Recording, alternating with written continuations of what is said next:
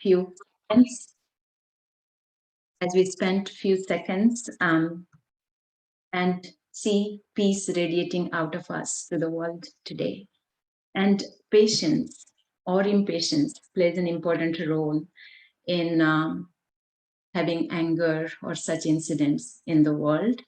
So are we feeling very happy that we are here today to explore on the patience that we have within us? And we'll start with the very first exercise that are to recognize what are the triggers or the aspects in our life that keep us away from patience.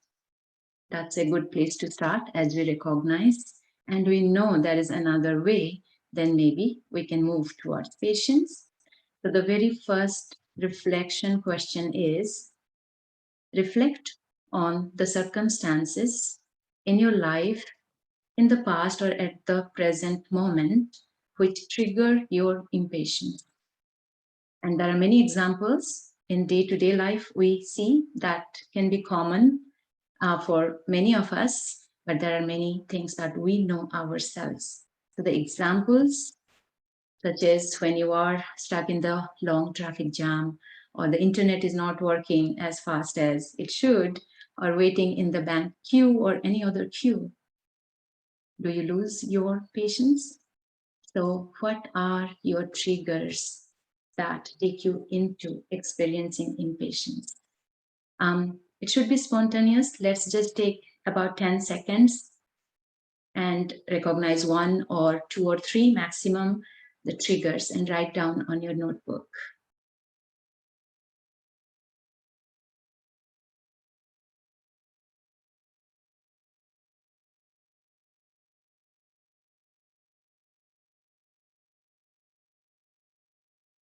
Okay, I hope you have got it. So before we go into sharing, let me leave you with this question.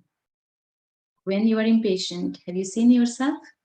Do you like yourself when you are reacting to those moments and not being in your control? So maybe if we look at ourselves, maybe we can bring that attention that we don't like it and we would like to change. But okay, if you're all ready, we'll not take any verbal sharing. I kindly request you to put in the chat box and then we'll take your sharings. So what are the triggers for you that make you impatient?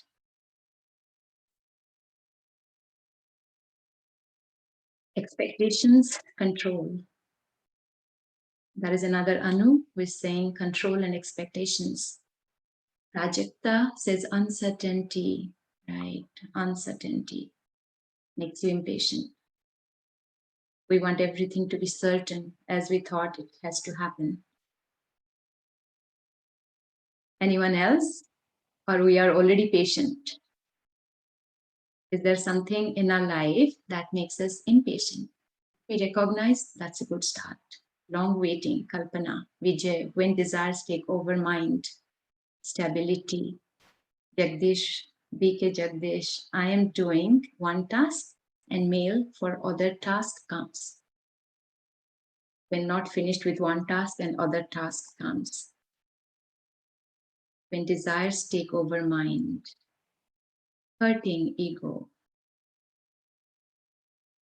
That's good to recognize that it's my ego is hurt and I'm feeling impatient.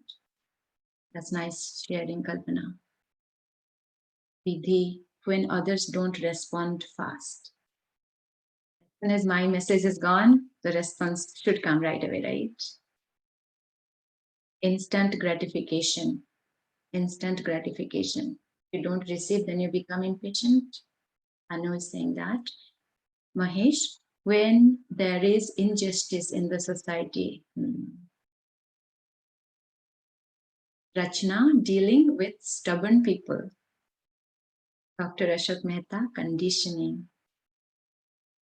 Harika says, rude, ill-mannered people.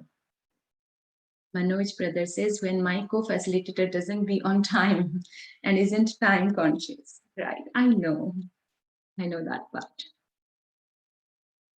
Rekha says, Rekha's, or Rekha, others are not doing their job well. We want to do our job well, and we want others to do very well. That's a good thought. But maybe with patience, we can help them. That's all. That's all for all the triggers we have.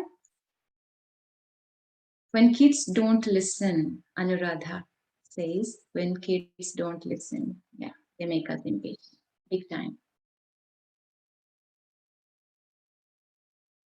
So I hope Sister Pooja is able to write. She's very kind to write it very quickly so that we can see our triggers that we have recognized. We are done. That was good sharing, quick sharing. Manoj, brother says, when patients don't listen to me patiently, they are already impatient, worried, concerned. BK Harsha says, when we are confused. Yeah, confusion makes us impatient because we can't see what is coming up or what is the solution, what is in the future. Anyone else? We have so many people. Also from West Coast, though it is very early here. And I'm sure all are awake. When people don't practice what they preach, Gita. That's true. We have to walk our talk. What we say, if we do, that's a great example. So when we see that, that makes us impatient. Okay, if there are no more sharings, maybe we can look at the result. Vijay Pal brother says, when you forget advantages of control of mind, love, peace, happiness means soul, conscious, and drama. When you forget that. So thank you so much, Pooja sister. As we saw, I didn't see any common examples of situations in life, but in day-to-day life that we face. But when kids don't listen, when others don't listen, when one work is not done and other works are coming, but also we saw when others are not well mannered, when they're stubborn, that they are not behaving as you expect, that's making it impatient. When you're confused, you are impatient.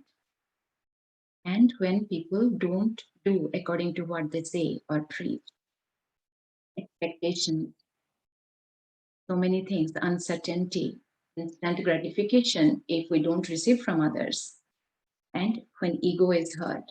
So many aspects, and they make us impatient. That experience we don't like. And when we have recognized it now, I'm sure we will love to look at it and how to change it. So in the next exercises, we'll move towards that how we can experience and bring patience as more reality. So for that, I think I'll hand it over to Manoj brother, but I can ask Harsha, BK Harsha, you have raised hand. You have to say anything? You can unmute yourself and speak if you like.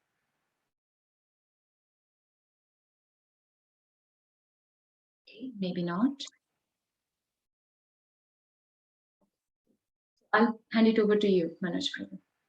Okay. Thank you so much for all your triggers. I wasn't being triggered because still Anu's sister today is before time. So don't worry, I'm not impatient. Okay, so as all of you saw, all these things basically, make us disturbed inside. हम कहते हैं कि ये क्रोध के छोटे छोटे बच्चे हैं. Impatience is basically a child of anger. And at the core of this is, I think, peacelessness and also lack of love for the self and lack of love for others. So today we'll be revising what Brother Charlie actually discussed with us last weekend rather, about that sacred space. But today I'll take you into that sacred space because in our workshop, what we try to do is, we know our triggers now. That's what you all have already got out. It's something very routine in our day-to-day life. It's like n number of triggers coming on and off. But now we have to really know that, can I get rid of this patience? So we have to go in the action planning mode. As all of you know, the last exercise is always about what can I do differently, what behaviors, what thoughts, what actions can I do differently. But if I want to do those differently, I need to really have some power inside me. Koi shakti chahiye, and that will only come through a little bit of sitting in silence, reflecting on that, and going in that mode. So let me just share the screen and take you into that mode, whereby it's called the sacred space. And let us try to paint our life with this very old virtue of patience, but I must say, try to inculcate it newly within us, because we are in this age of everything being very fast, the age of fast computers, fast RAM, fast food, fast cars. If you want, you'll want a Mercedes Benz, not a Maruti 800. So all this lifestyle changes of ours has really made us naturally very impatient. So let us try to paint this life of ours with a new color of patience, and let's sit back, relax for the next around, say, 10 minutes or so. I would request all of you all to, if you're munching something or if you're having dinner, please uh, sit back straight for the next 7-8 minutes. And then you can, after this visualization, you can carry on with your routine, because you need to concentrate on the visualization. So as you sit back straight, take a deep breath and relax. Relax your body.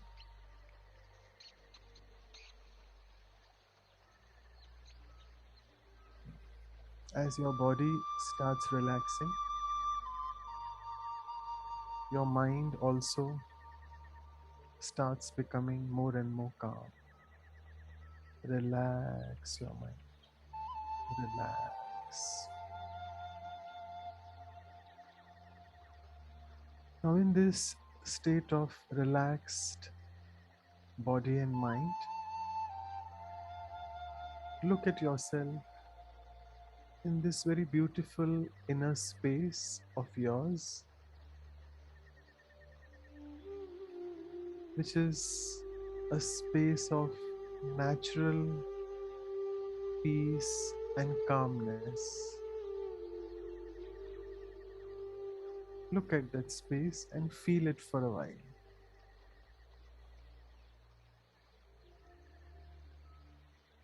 And as you start feeling that space inside, you realize my original nature is peace.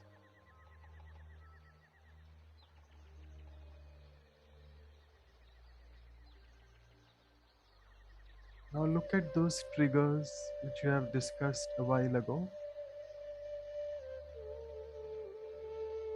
Ask yourself, aren't these triggers a part of my life? Yes, they are. And they will probably be coming again and again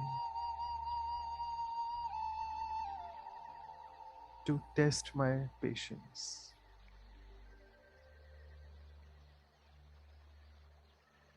So rather than getting disturbed by them because they are a part of my routine, let me accept the situations as they are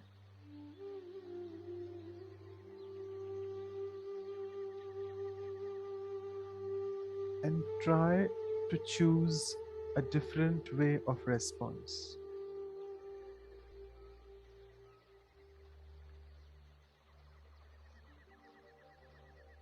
Before that, ask yourself, can I do that? Yes, I can do that. But the next question is, am I ready to do that?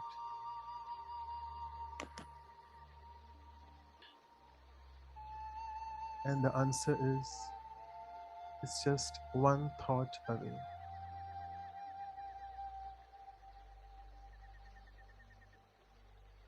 So let me now look at my situations, the same triggers from tomorrow onwards.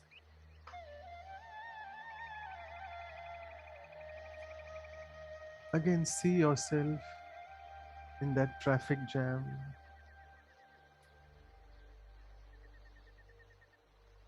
in that long waiting queues, so many such triggers. And immediately remind yourself that I have this sacred space within me,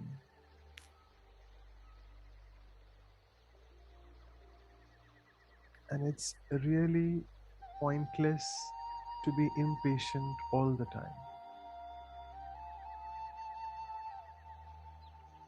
because it just drains away my energy. So let me choose peace over impatience. It's okay. The traffic jam will take my time. The long waiting queue, I may have to waste some time here. But tell yourself nothing is more precious than my state of mind.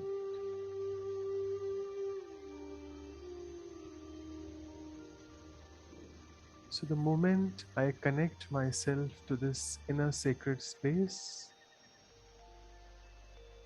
I start healing myself.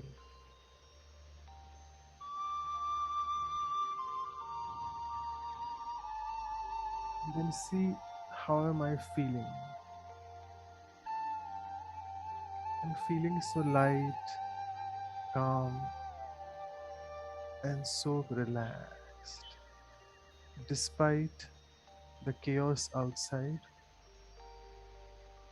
I am calm inside.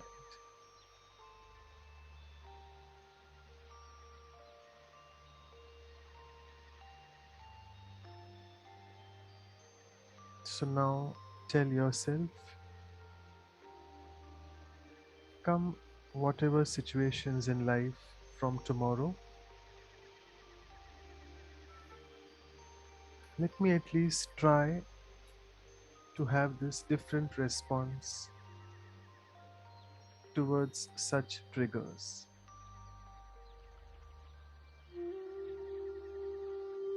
I like it. I like to be peaceful. I like to be patient and calm.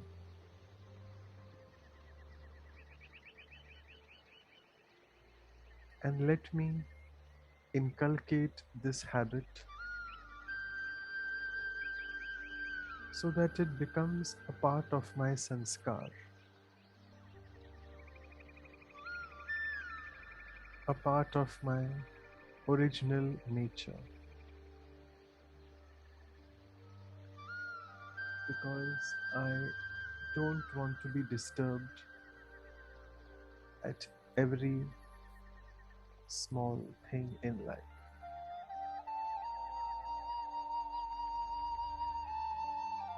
I choose to be patient and peaceful.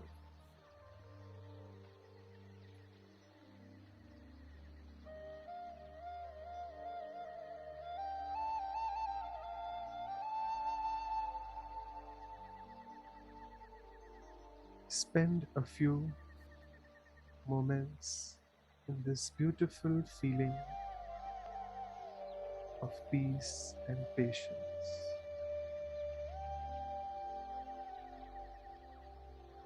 which reflects in turn that I love myself because I am taking care of myself when I am patient.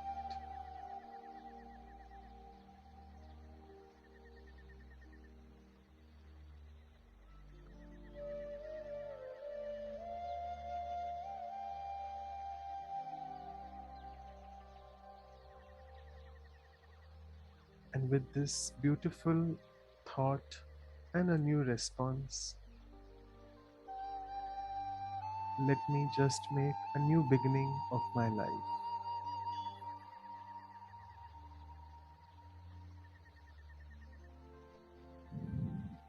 And now gradually come back into the awareness of the room you are in. And let's get ready for another exercise. Om Shanti.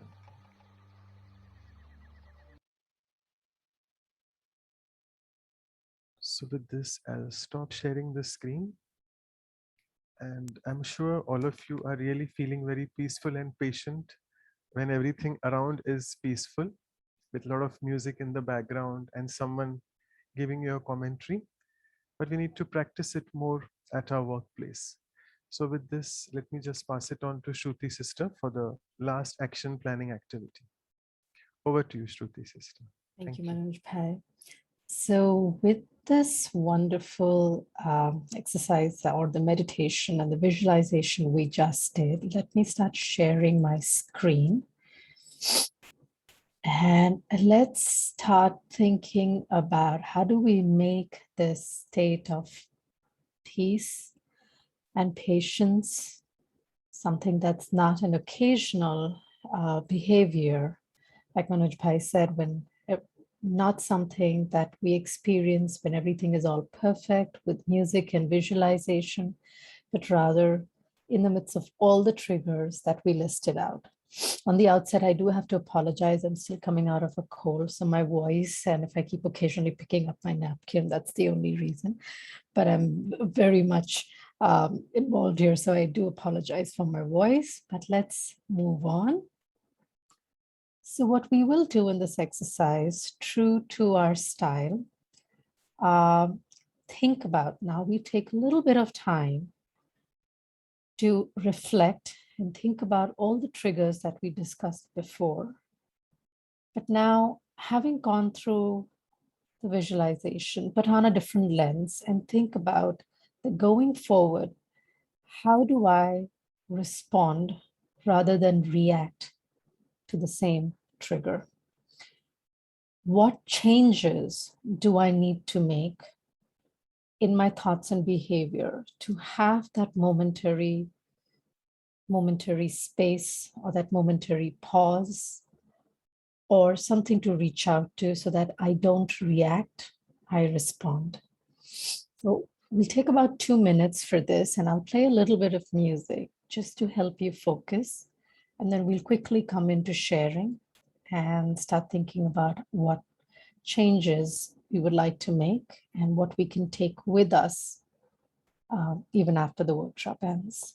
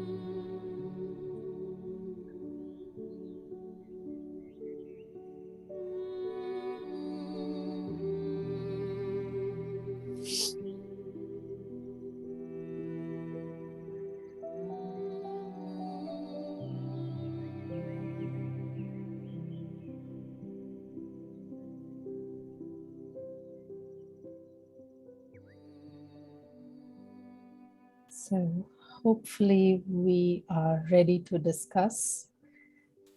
I know it takes a lot to reflect and a lot to think about as we think about actually making changes in ourselves. But let's start to reflect on what we have been thinking or what changes we would like to bring into our lives. So would anybody like to share?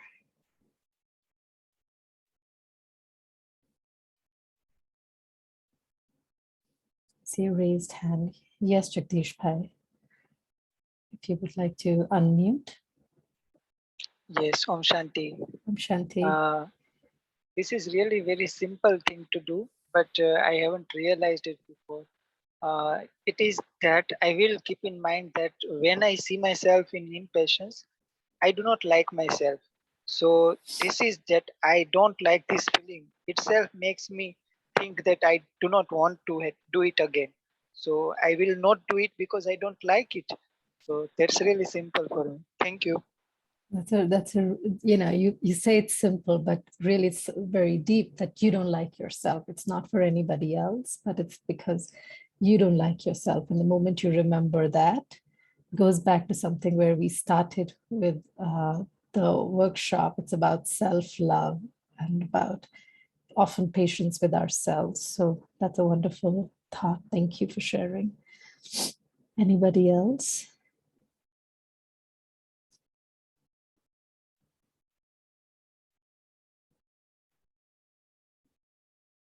And there are no rights and wrongs. It's all within the family and everybody's only reflecting.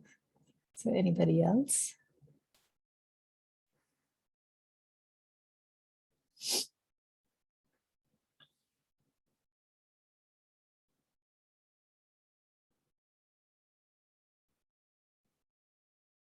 Yes, Meghna, if you would like to unmute.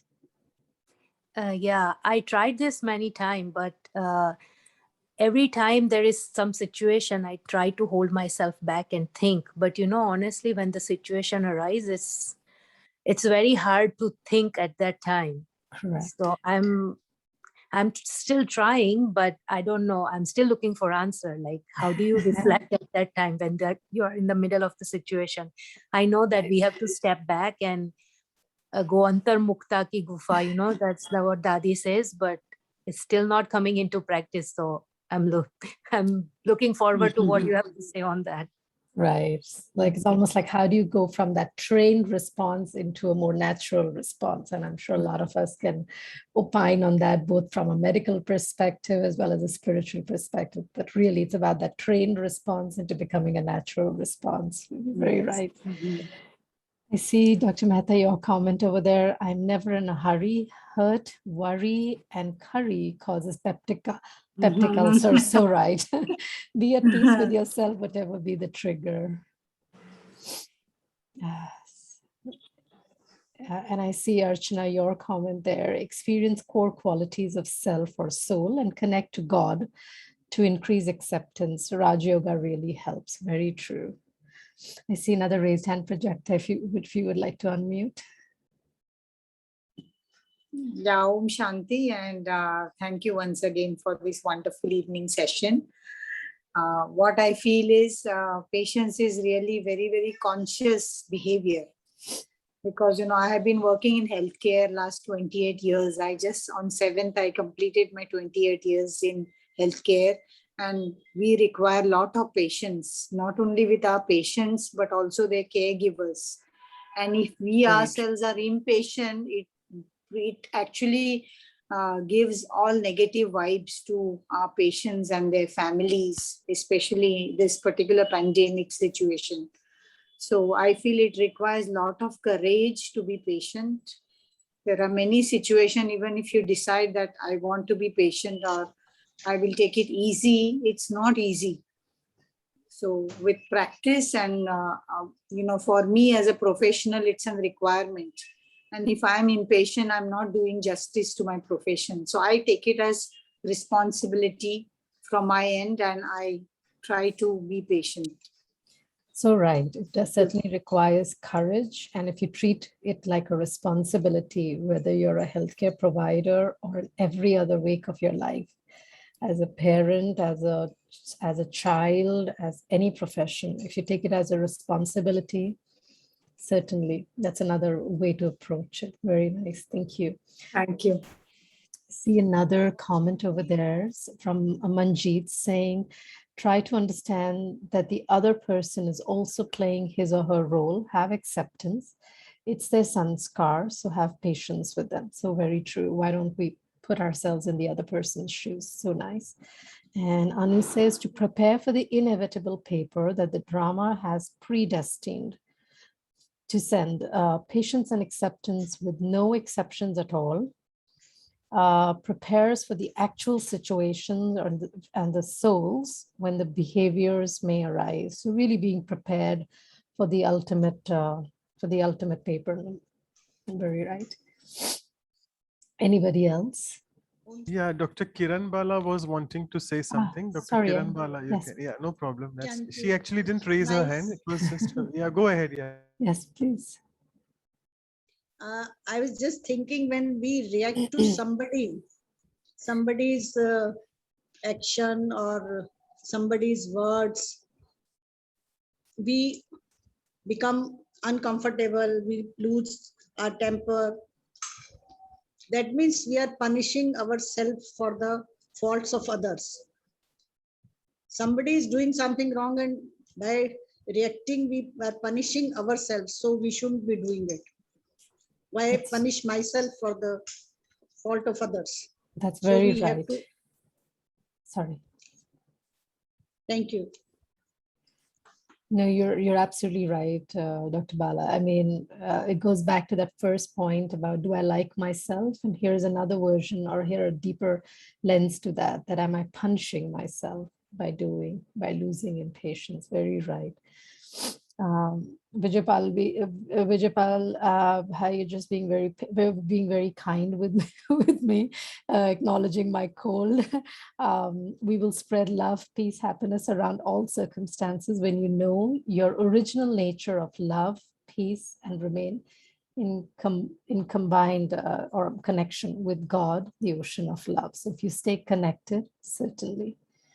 Archana says, very true. It's our responsibility then when we are dealing with many people or public dealing jobs. Absolutely. And Anu says the heart has to be simply filled with pure love to give that out in every situation and for every soul. Very true. Anybody else?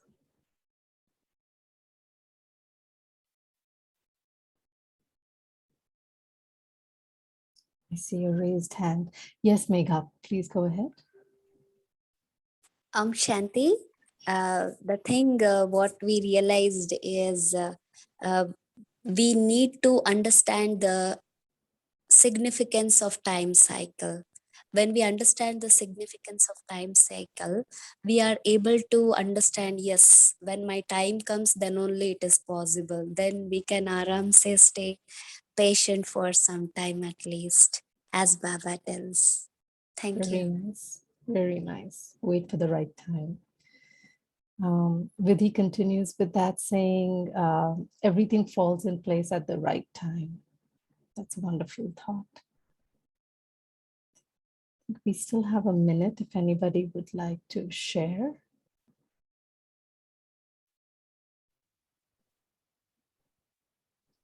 In We still have continuation actually- of what sister has shared just now, it is said in Brahma Kumaris, we always listen to that beautiful song. समय से पहले भाग्य से ज्यादा बोलो किसने पाया है, तेरा है जो तुझे मिला है, कोई तो छीन ना पाया है. So we have to patiently wait and keep doing our work sincerely, patiently, and whatever is our destiny, whatever we deserve, that drama will give us, and we'll get it sooner or later. And what if we are not getting is probably not good for us, not meant for us. So we should not be getting impatient for that. Thank you. That's a really nice way to kind of really bring everything together, certain amount of faith, certain amount of patience, certain amount of just looking at the big picture. So I think with that, we can get into summary. We have just one final comment from Jagdish Bhai saying to become knowledgeful so we can avoid confusion in uncertain situations. Absolutely. So I think some lovely thoughts have been shared. And I think when we sit down and think about the triggers that were listed before and some of the suggestions that have come out, now I think if we just take a moment and even just look through the chat boxes and of course what Sister Pooja is sharing, just amazing thoughts and behaviors. I'm never in hurry, worry, and curry cause peptic ulcer. I think we'll have that as our caption for today. Be at peace with yourself, whatever be the trigger. Insist as a behavior. I insist that I do not like an impatient myself. Experience core qualities of self and connect to God to increase acceptance. Raj Yoga helps to prepare for the inevitable paper that drama has predestined to send. Patience and acceptance with no expectations. Understand the significance of time cycle and that everything falls in place at the right time. Wait patiently, do the work sincerely. You will get what you deserve, that's for sure. Heart should be simply filled with pure love. And why punish ourselves for others' faults? In terms of behaviors, insist, like I said before, insist that I do not like an impatient myself. Try to understand that the other person is also playing his or her role. Have acceptance. It's their sanskar. Understand that one has to be courageous to be patient. So practice it in day-to-day life. It's a responsibility. And if we are patient, we spread love, peace, and happiness in all circumstances. So, and the original nature of love, peace, and if you know that's your original nature and you stay combined with God, who is also an ocean of love, that's another way to change your behavior.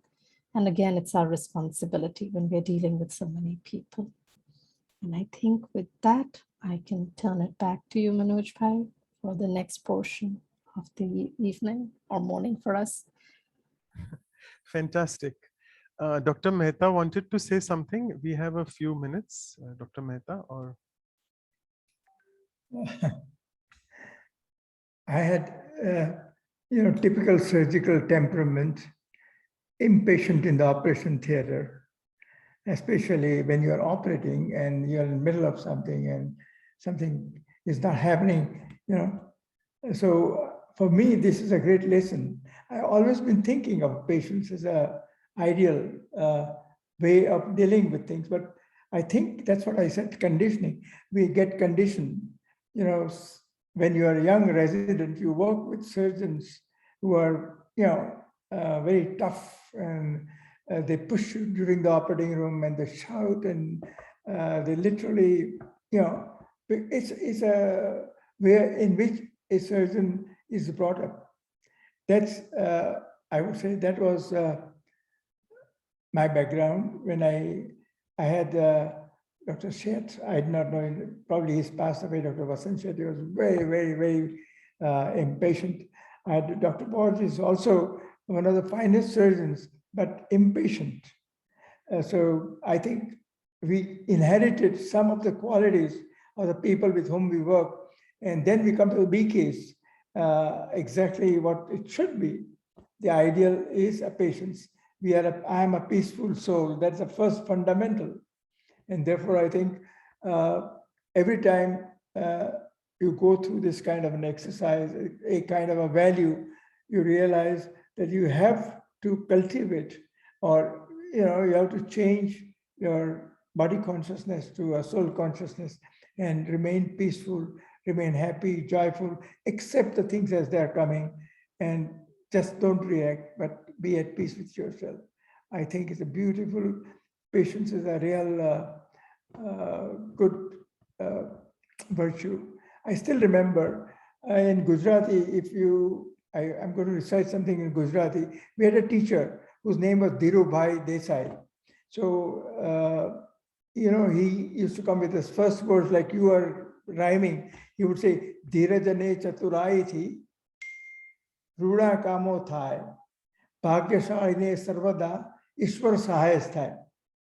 There again is you're talking of the ultimate, and he's him, the Ishwar. So I think he said that with patience and with little cleverness, you can do beautiful things. And the fortunate ones always helped by God. And that's why I think patience has a lot of meaning. This he taught us in when I was in seventh standard. So I still recollect. Otherwise, normally I don't remember poetries and things. But it's a simple thing he just told in the class. That was his name, Dhirubhai. So thank you very much for asking me to share simple things. And I think I'm learning a lot from these workshops. Thank you. Thank you so much. Splendid, very simple sharings, but very powerful. I mean, we all need to, that's the beauty of all the participants. I would just want you all to say that though the speakers tell us quite a few things, but we sit with you all 1 hour trying to reflect, trying to go in visualization and trying to create something for future, what we can do. So fantastic. We actually already have Shreya's sister with us. She's already joined. And welcome, Sister Shreya. But I'll be taking the 15 minutes or maybe the next whatever time I have for the sharing. I'll just quickly start sharing the screen and we'll see how much we can cover.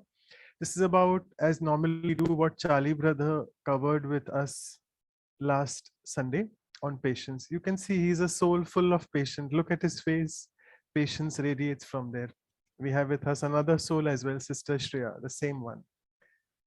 So Brother Charlie mentioned why patience is so important at this time. I alluded to before because we are in a very fast age. Everything is fast. And we have this culture of instant gratification, whereby whatever we want should happen instantaneously. Nahi hua to fir kya? I mean, dekh lena, sort of. I hope you know what I'm saying. And everything has become online. At the tip of the button, you can just do anything in whatever you want. You can do your banking, you can do your shopping, you can do your research. If I want to browse any article, it's just one tip away. So everything is instant gratification, but this instantaneous thing really has actually come with a cost. And therefore we are losing our patience. And we keep saying this, I want it and I want it now. So therefore, let's go further on to this, that patience, as Dr. Mehta said, is the virtue, I must say, that helps me to choose my response. And all of you all know that we keep saying this nowadays very often in our talks, and everyone is aware of this, that I don't need to react, I need to respond. So how do I do that? It's the only way, I think, and what Brother Charlie also was again and again sharing is meditation, because in the end also quite a few people, I think it was a question which I had asked, I remember, that is there any other way apart from meditation to develop patience? He said not really. He mentioned about two types of patience with others and patience with me. And again, if you all remember in the visualization, I was again and again telling that when we lack this love for self, then we really become impatient and disturbed. So it has to be self-patience, which comes from self-love, very important. And once I have this patience with myself, then with others, it becomes very easy. It is seen, brother said, Charlie, that who are patient, that people who are more patient are content and more hopeful. So contentment, santushta, is a very important quality. And a few other qualities which are a prerequisite to develop patience. It is kindness, love for self and others, again, respecting self, and he also mentioned selflessness. He mentioned about two things. We need to have long-term patience, which the pandemic has taught us already. We are now almost, I must say, more than 1.5 years, but we still are patiently dealing with it. We are vaccinated, though the waves are up and down coming. India is ready for the third wave. US has already got the fourth wave, so on and so forth. And I think I'm not trying to predict anything here, but just be ready that we have to live with it as a part of our lives, COVID. And short-term patience is like, which we have already done in our triggers. So I won't be covering that.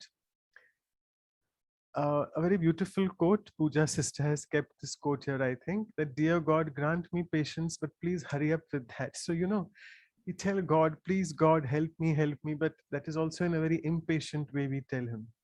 So all of us now agree that to deal with this, we need to have the spirituality which is lacking in all of us.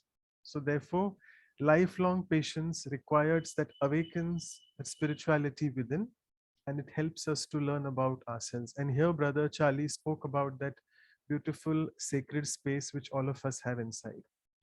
Actually, I I must say I forgot in the visualization to tell you all, because there was a question which one of the participants asked. It was, we know everything, we have a lot of knowledge that we should be patient, but we are not able to practice it. So I covered that we need that power, that Shakti to practice it.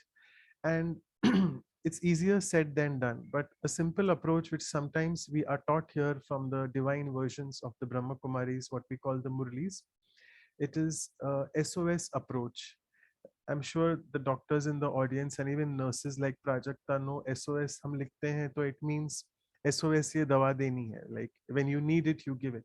But I'm not speaking about that SOS, that save our souls, that short form. No, I'm speaking about the approach which we are taught here in the Muralis. It is the first S is immediately when things happen, try to apply a full stop. That's the first S.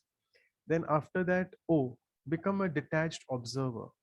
Observe it, but in a very detached way, because just observing it can make me attached to the situation which I'm already in. So observe it from a detached seat. What we are taught here, that sit in your seat of self-respect and observe it from a detached perspective. And then the next S is the steer which means to change the direction. It is as simple, आप बोलोगे हाँ इनके लिए तो simple है, but it's like we are practicing it, therefore it is becoming simple. It is as simple as turning the steering wheel of the car. It is just one thought away. Brother said a beautiful definition of what is patience. It is a state of being between the experience and the reaction. It's that, the lag time, which I can decide, I can increase the lag time, or just it can just spark off. Like I experience something and I react to it. So it's that that little space in between the two. And he mentioned about many people having impulsive nature because it is the emotions which take over. It's a thought which is created, and the thought automatically has an emotion associated to it. And we just are carried away by that emotion so much that we become impulsive. And there is no better way to deal with all of this except spirituality, because we can take charge of our emotions. And meditation obviously helps a lot in all of this. He mentioned quite a few stories about the girl who was given 2 apples by the father, and the father said select one, but she selected both. So this is just a human nature which tells us that at the first impulse, when we get something, that something greed inside is there, which which impulsively helps me to take the action of collecting both the apples. So that is an impulsive behavior. And a beautiful example about a man and how his 4 children in the train, they were just up and about and they were disturbing everyone. And this man who was the father, he was just not doing anything. So someone just gathered courage and told him, why are you not able to take care of your kids? They are disturbing everyone around. So he said, I'm still not able to manage myself. And the reason is because I am just coming from the funeral of my wife. So the moment that man heard this, that this person was going through such a difficult time, immediately his perspective changed towards that man. And then all of the people in the train there, they just were looking at the kids, and then they were taking care of the kid, asking them what they wanted, and so on and so forth. So, what Brother Charlie was saying, that whenever we look at people, whatever is happening around in their lives or around them, we should not be judgmental. It's a very routine thing we use in our casual talk. Judgmental kyun hote ho? So let us stop assuming and let us not be judgmental and see what is happening with them, because everything happens for a reason.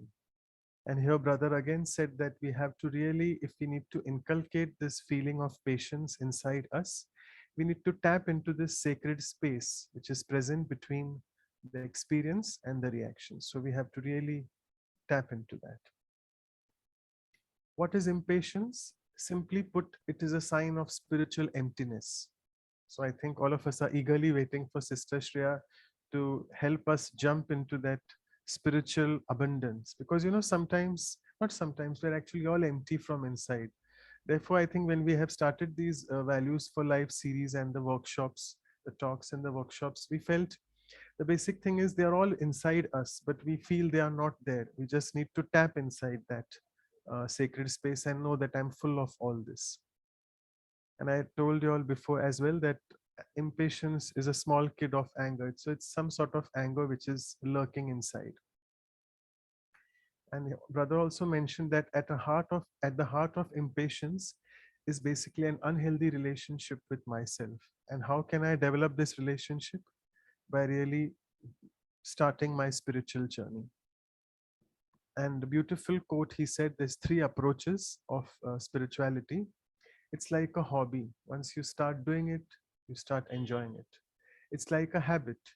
You inculcate the habit of meditation and you just can't stay without that habit. It's all of our experiences, the Raj Yogis. And it's like a journey.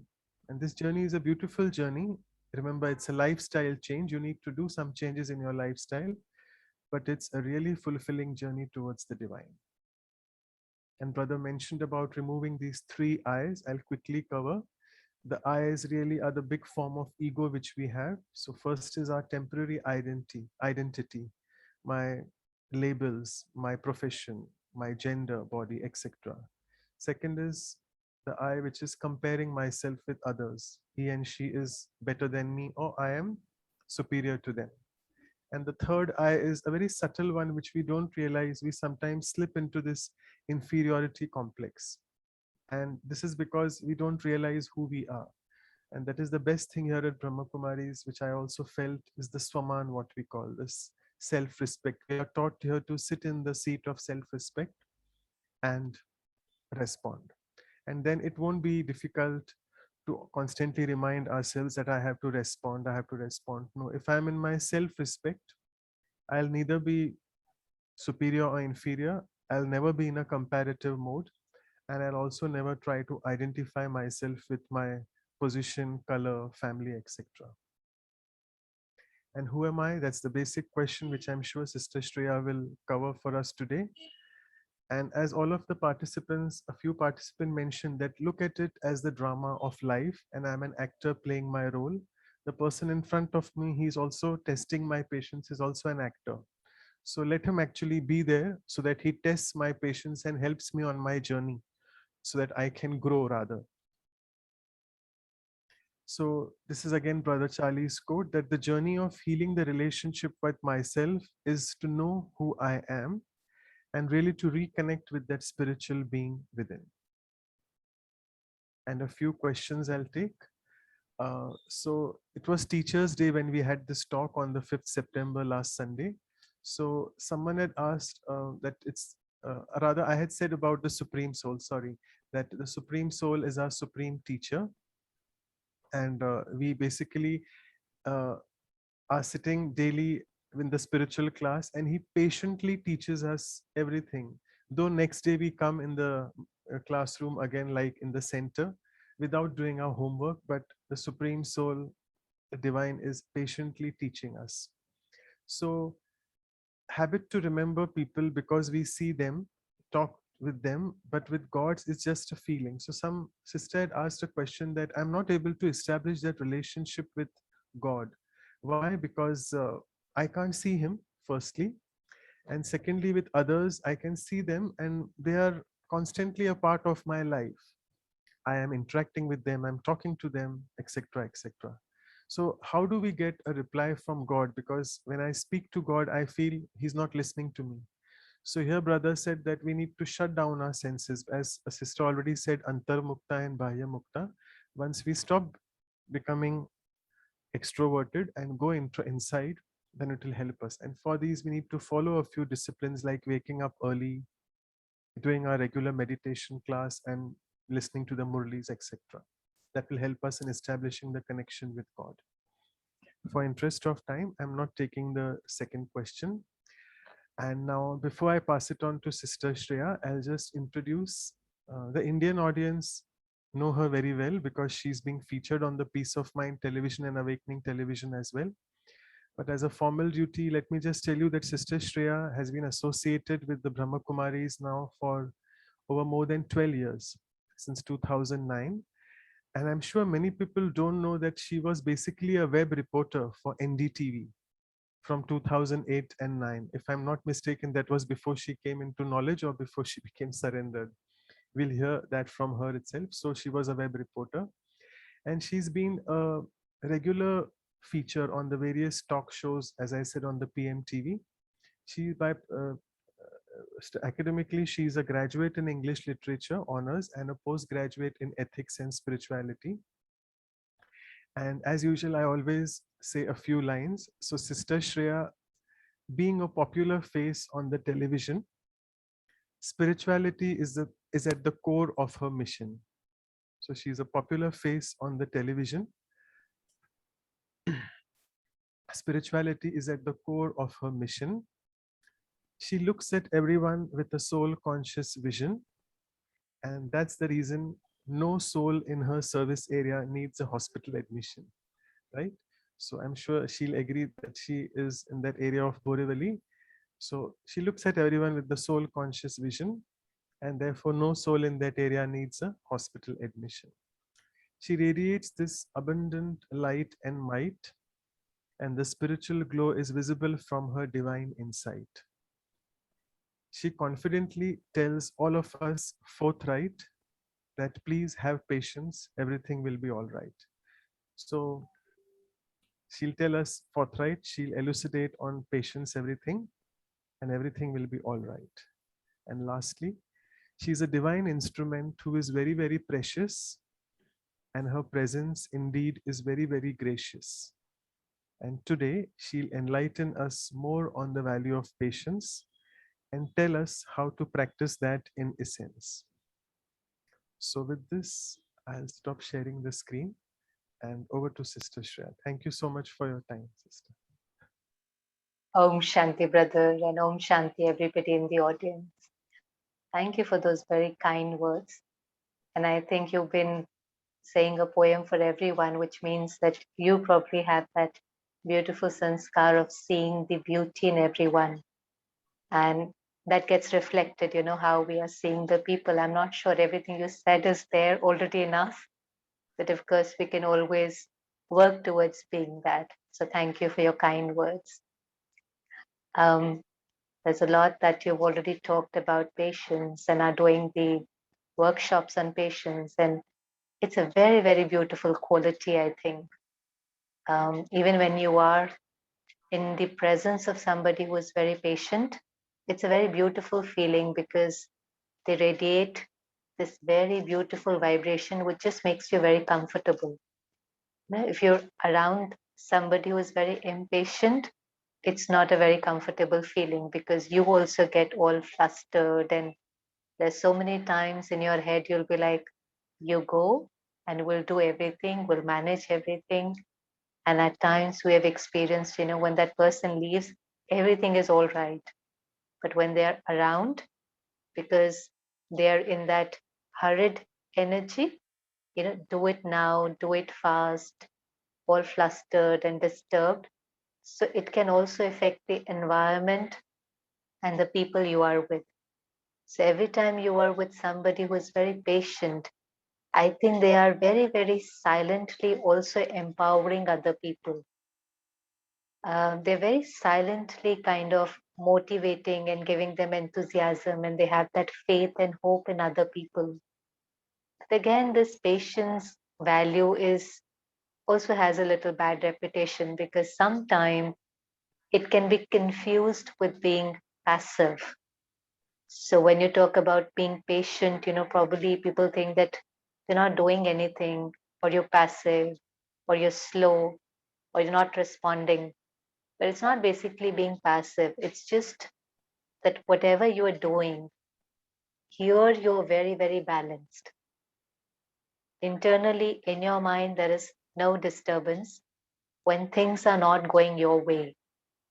And we all know that every single day, there's so many scenes which are not according to us. By now, I think all of us have realized that world does not dance to our tunes. And no matter how much we plan, no matter how accurate we are, no matter how much we pay attention to the minutest details, things still don't always happen our way. People still don't always behave our way.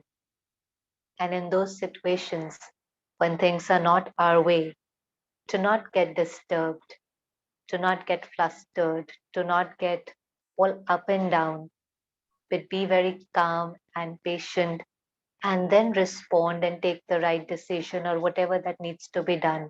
It's a very beautiful quality. And you see it in small situations and you see it in big situations. For example, you see impatience all the time, at least if I see it in Mumbai, you see it all the time on roads, traffic. And sometimes it is very wonderful because this is something people are going through every day. So every single day when you leave your house, you know that you're going to meet the traffic. It's not something which is new. And somewhere you've also chosen that because you've chosen to live in Mumbai. You've chosen to live in this city. And I think it's everywhere now, whether it's Pune or Bangalore or Delhi or most places. And you've chosen that place because it's giving you an opportunity, to do more or earn more. It provides you with better opportunities, whether it's work opportunities or living standards. You've chosen that. If you just choose to live in an area which is little away from the city, there won't be this much traffic. But at the same time, we forget that. And every time when you're on roads, you can see so much impatience and you can't do anything about that traffic. You can't move your car faster than the speed of the car. You can definitely not jump up the traffic. You can't, you're there stuck. But what happens is, because when I was listening to that summary, I really liked that line which Manoj Bhai shared, I think probably Charlie Bhai shared, that, it's having a very unhealthy relationship with yourself. When you choose patience, it's a very special relationship with yourself. You choose patience because you value your peace. You value because all of us, all the time are saying, I want peace, I want love, not realizing that I am peace. And when I leave the home for work or for anything, things will not always be my way. But then in those situations which are not according to me, can I continue to take care of my peaceful stage? It's not about finding peace. It's not about becoming peaceful. We're already peaceful. It's being peace. But it's about taking care of that stage. And in that moment, it's the internal conversation that I'm having that creates the impatience. It's nothing to do with traffic, because if it was actually to do with traffic, then all thousands of people who were stuck there would probably feel the same. But that's not the case. I mean, you see everything on roads. You see people getting little impatient, moving to irritation, moving to one sister once shared that, my husband, every time he's driving and there is traffic, and he starts abusing and using bad words, and he says, but there's nobody who's listening, the windows are closed, his voice cannot reach anybody outside. It is just either I who is listening to all his abuse, or it's him who is getting affected. So it goes from impatience to irritation to anger to abuse, and then finally you see a lot of road rage also. But it all begins within the mind. And it could be just a couple of thoughts, impatience could be just a couple of thoughts if you're not aware. And it could be, just begin like, why is there so much traffic? Every single day, so much traffic. What is the government doing? Where is my tax money going? Who, there's somebody driving in front of you, will be like, who gave them the license and how are they driving? It's your own internal negative conversation. It has nothing to do with something that is outside. It's what you think about what's there in your mind that creates that feeling.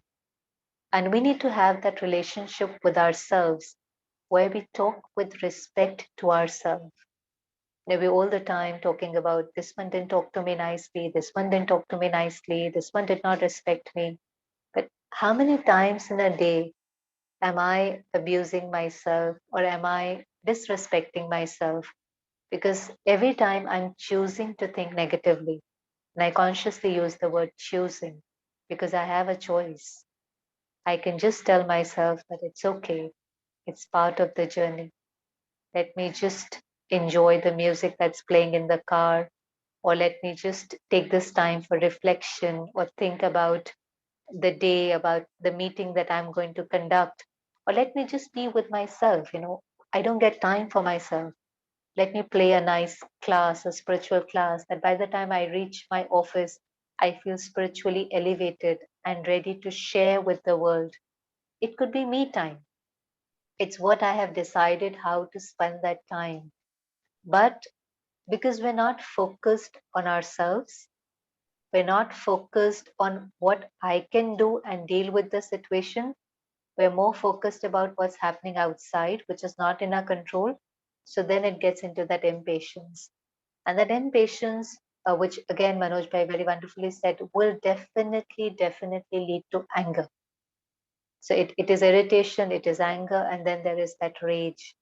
And then the scene will change. So maybe in 30 minutes, 40 minutes, you will reach office or home, wherever you're going, the scene will change, but the emotion will not change.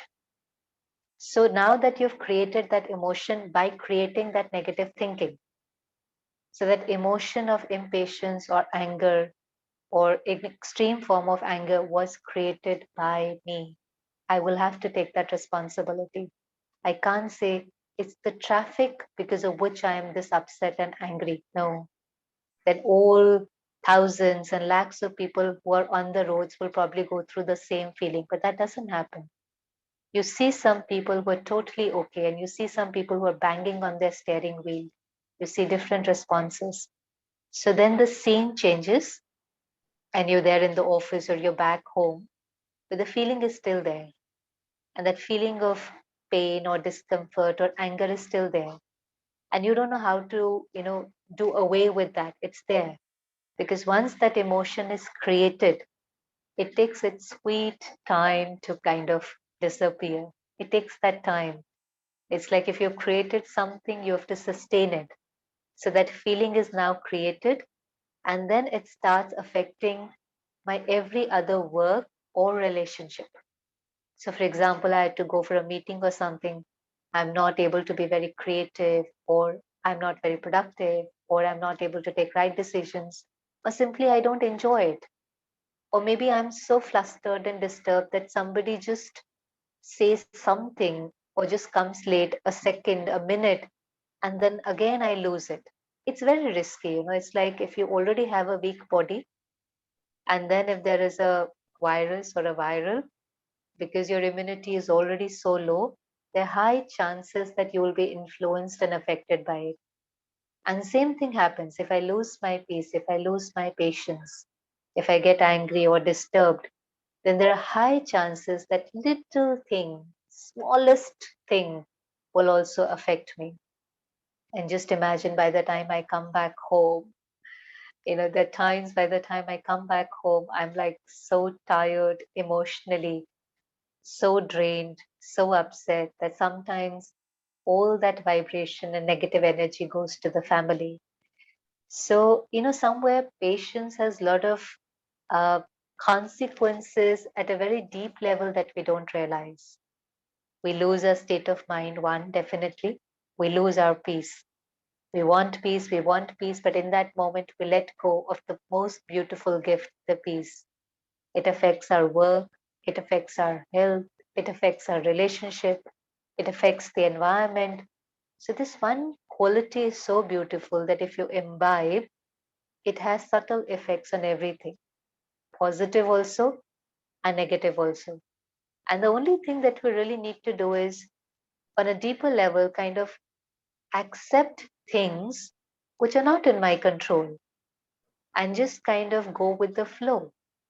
So, you see a lot of people who are very patient, they just move in this very beautiful rhythm of life. They're not speeding up, but they move in a very beautiful rhythm. They're doing a lot, but it's a very beautiful energy around them. Just today I was thinking, uh, in India, the days of Ganpati are going on, and today's the second day.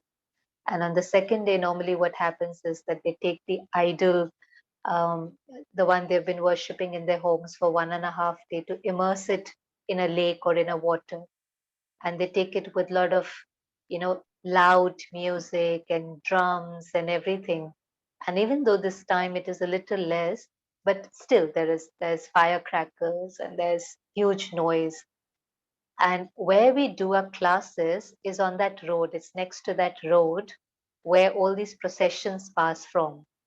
So specifically in the evening class, especially, so when the class is going on, so every 10 minutes the procession goes, and there is a loud music, there is DJ, there is firecrackers, and it's very beautiful that the people of that class normally, when the class is going on, even if somebody's phone rings, they get very upset and disturbed, because that expectation is there that if you come in a class or if you are attending a seminar, you should switch off your phone. So even if somebody forgot to switch off their phone and it rings, they will all look at them and get a little disturbed and would be like, even if they don't say something, the thought is like, why didn't you switch off? Don't you know you're in a class? And that negative energy goes to that person. And so many times you will see that that person who has probably just forgotten to switch it off, had no intention to keep it on, when they're trying to take out their phone, they're not able to, because this is this huge flow of negative energy towards them from so many people that that energy kind of depletes their energy and just makes them more it's that fear thing which paralyzes you. So instead of empowering them, it kind of disempowers them, and they become all flustered and they're not able to find their phone even in their pocket or in their purse. And in the Ganpati days, when there is huge, this loud noise and firecrackers and everything, nothing happens. They're all fine. The class is going on every 10 minutes, the procession goes, and they're completely okay with it. And that makes me thinking that for these 11 days, they have accepted the fact.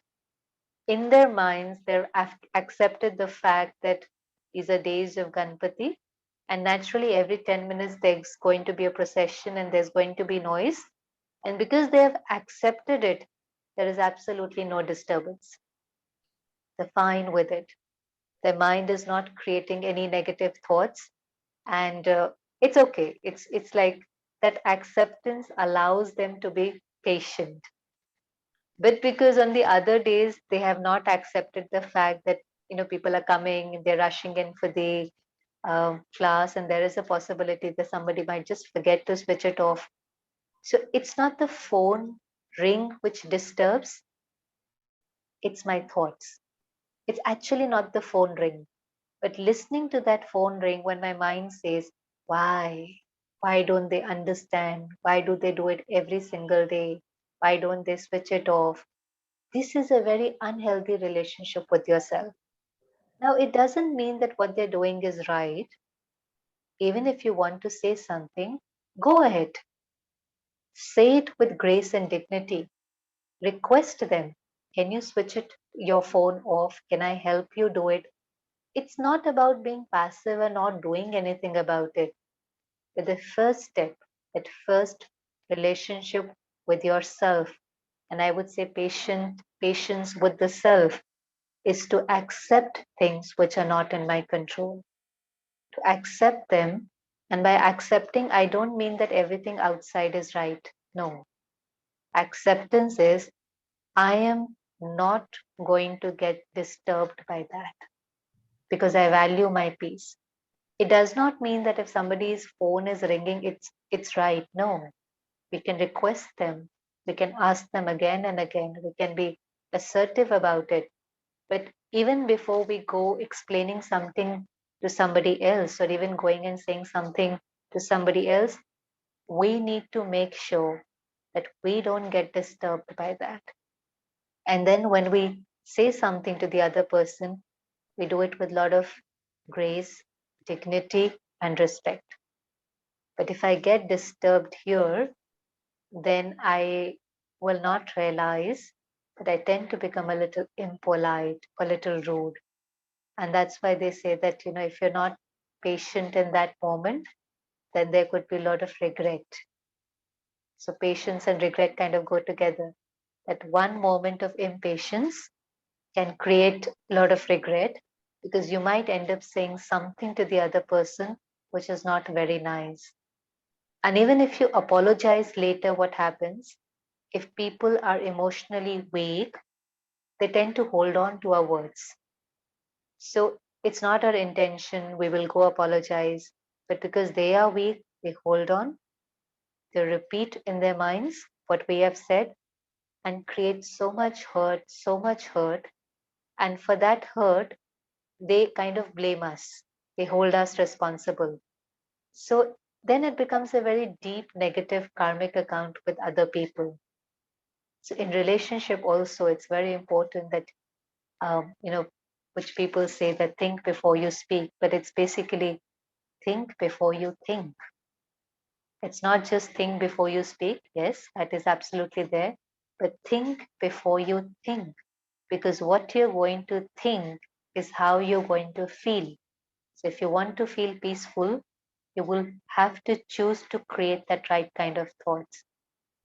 Few days back, the sister was sharing her experience with me, and she said, I was at the airport and I had a flight from Delhi to Jaipur, and she was invited for a program where she had an important role to play.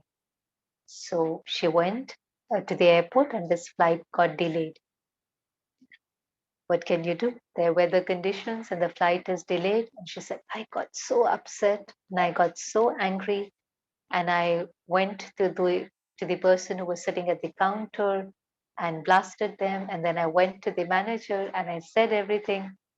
And I kept listening and I kept listening. And I said, then what happened? Did the flight take off at the right time? She said, no. And then I said, then what happened? She said, then after 2 hours, they said it's delayed for another hour. And I got more upset. And then they said it's delayed for another hour. So in totality, a flight was delayed for 4 hours.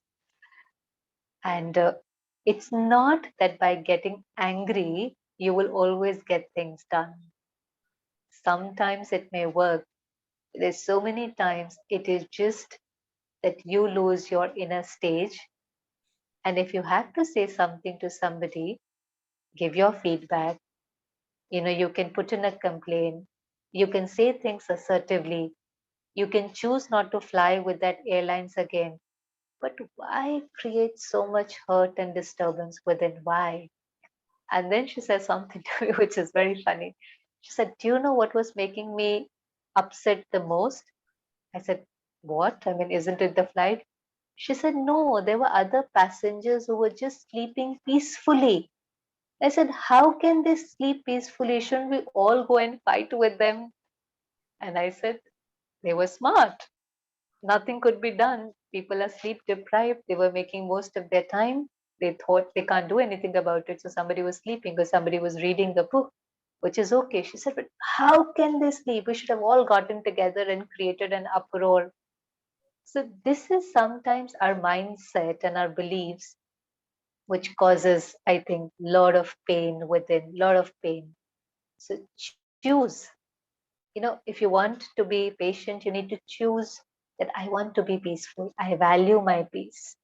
I really value it. And then you will need a lot of patience to develop the quality of patience.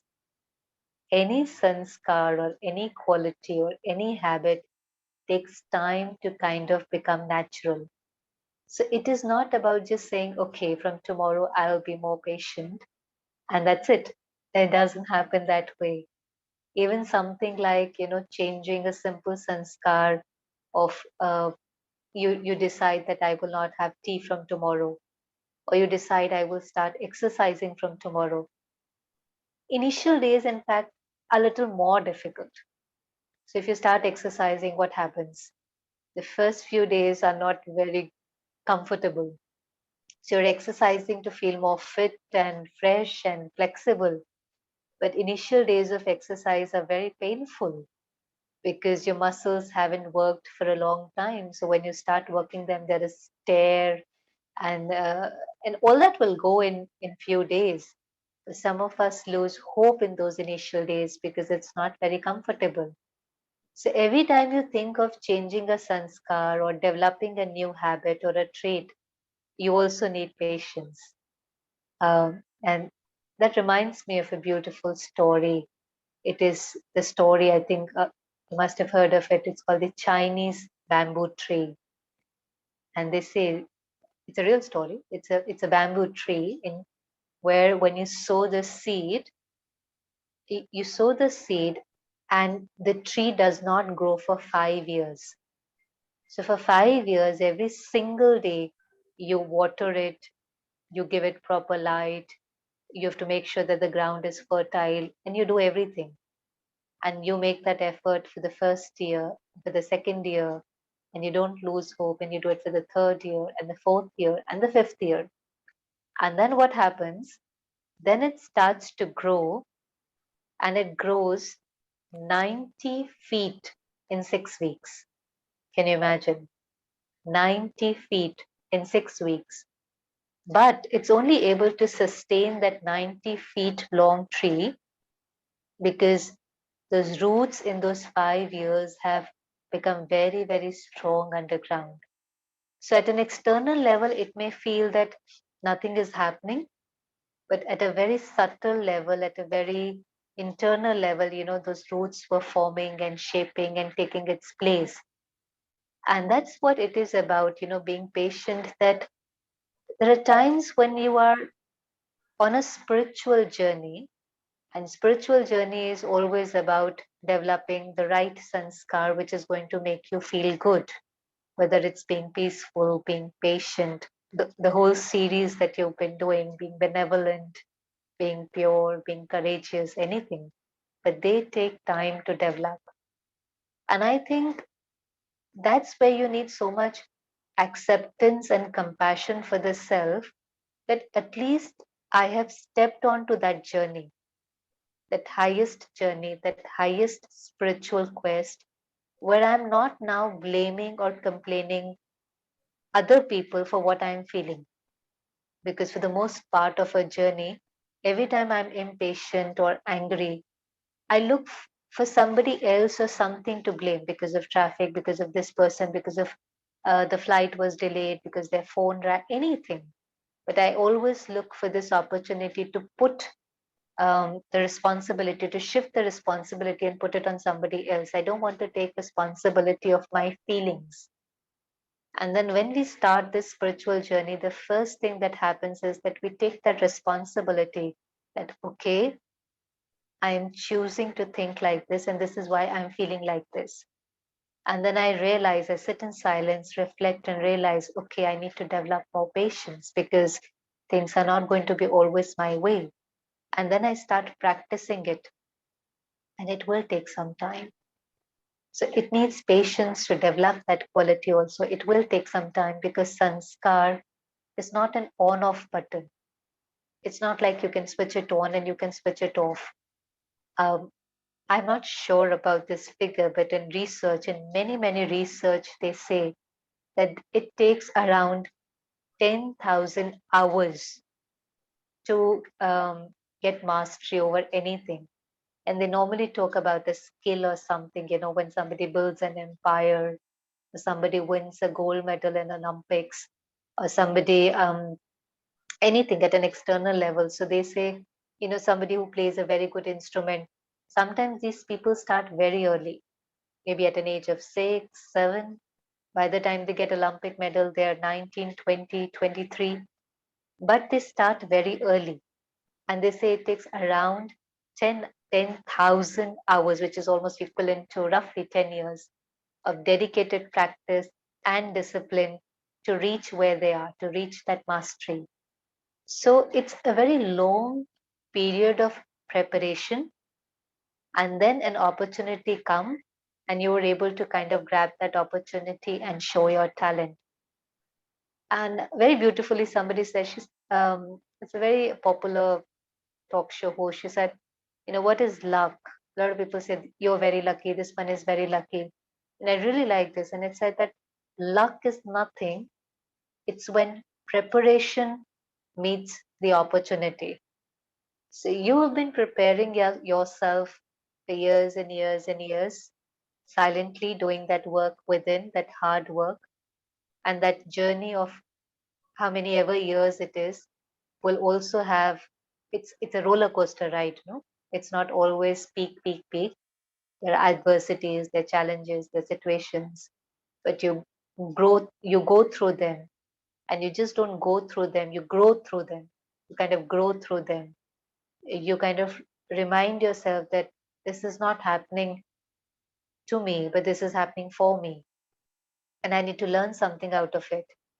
And in this preparation for many years, and then an opportunity comes, and you grab that opportunity and make something out of it. To people, it may come across that this person is very lucky or this person is very fortunate, but they have no idea the years of silent work they've been doing with a lot of love, sincerity, and dedication. And it's the same in spirituality. So you may see somebody on dais, on stage, uh, saying something or talking something or eh, something. But then you've no idea that there's so many years of silent work that they've been doing within, developing that relationship with the self, reflecting, realizing, being determined to change that sanskar. And then finally you see that transformation. So I normally say it's the 3 steps. First is just realization, and that will not happen till you reflect. So you reflect and you realize this needs to be changed. But realization is not enough, because change does not happen only with realization. Like I said, sanskar is not an on and off button. So it doesn't happen just by realization. So you realize, and the longer journey now is of the determination. Which you say determination is the key to success. So it could be a few months, few days, few weeks, depending on what you want to acquire. But that period is very important when you're determined, and then you see that beautiful transformation. So it's more like the Chinese bamboo tree, that you may see the result a little later, but the result is very beautiful. And then in those 6 weeks, you see the tree growing 90 feet. But for 5 years, that silent work was done. So instead of blaming and complaining, I think it's a beautiful series that all of you have joined, where we reflect on every virtue and understand it, and then spend many, many days trying to become like that before we move on to another virtue. So patience for the self, I feel, is very deep level of acceptance and compassion. But at the same time, you need a lot of patience with other people. And we can go on talking about saying, I love you when we're with people. But I think when you are patient with somebody, that is love in actions. So patience with other people is basically that love in action. Otherwise, it's just talking love. That love in action is when you're patient with other person, because other people are not always like me. They're going to be different. By now, I think you have had many sessions and would have understood that we're not just this body, but we're being on a journey. And even in one house, if you see 3, 4 people are so different, um, with the same upbringing, same food that they eat, same religion, culture, still they are so different, because in this one life also, the 30, 40 years of experiences are going to be different. So we're very, very different, and it's okay. I mean, there's nothing wrong in being different. Sometime back, somebody came and said, we're going to a difficult time in a relationship, and we're thinking about getting a divorce. And I said, but what's the reason? And he said, nothing big, but we're very different. And I said, but then what is the problem? He said, no, this is the problem, that we're very different.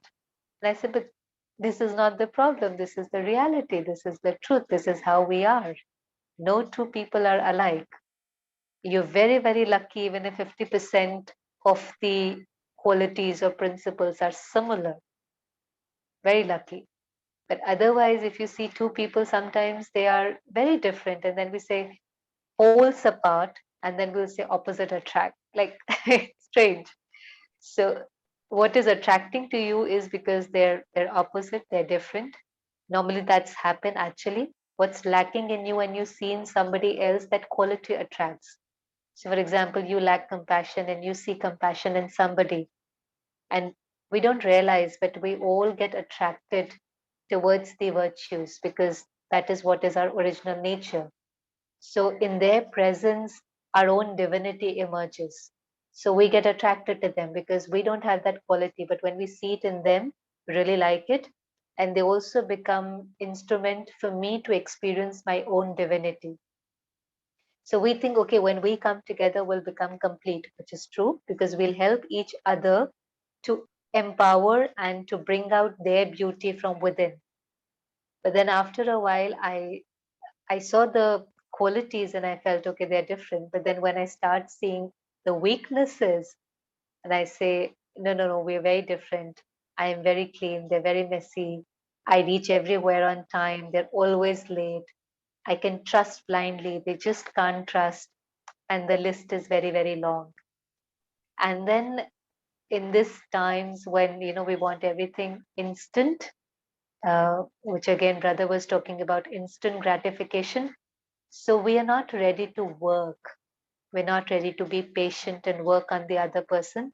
So we, in these times, you will see people change jobs, then people change partners, and people change cities. So the easy thing is to change, to make a change at an external level.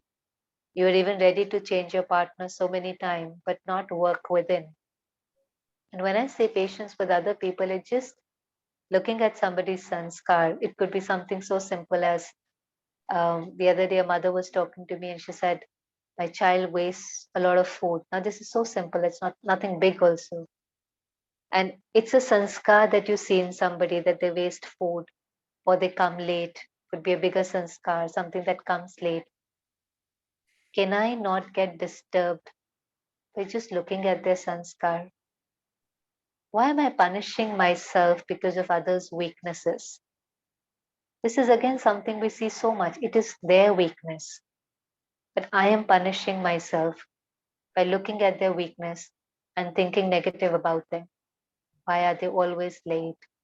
Why don't they understand the value of time? Why don't they value time? So I get all disturbed. And I radiate that negative energy to those people I love the most. I love them. I want to help them transform. I want to help them become a better person. But unknowingly, we give most pain to those people we love the most because their weaknesses affect us. We're not detached at that time, we're very attached. So we look at their weaknesses and we start suffering and we start punishing. And in that moment, I'm not able to help the people I love. And the only thing I had to do was just remind myself that they're a different being. They've been on a journey for a very long time. I don't know why they have developed this sanskar.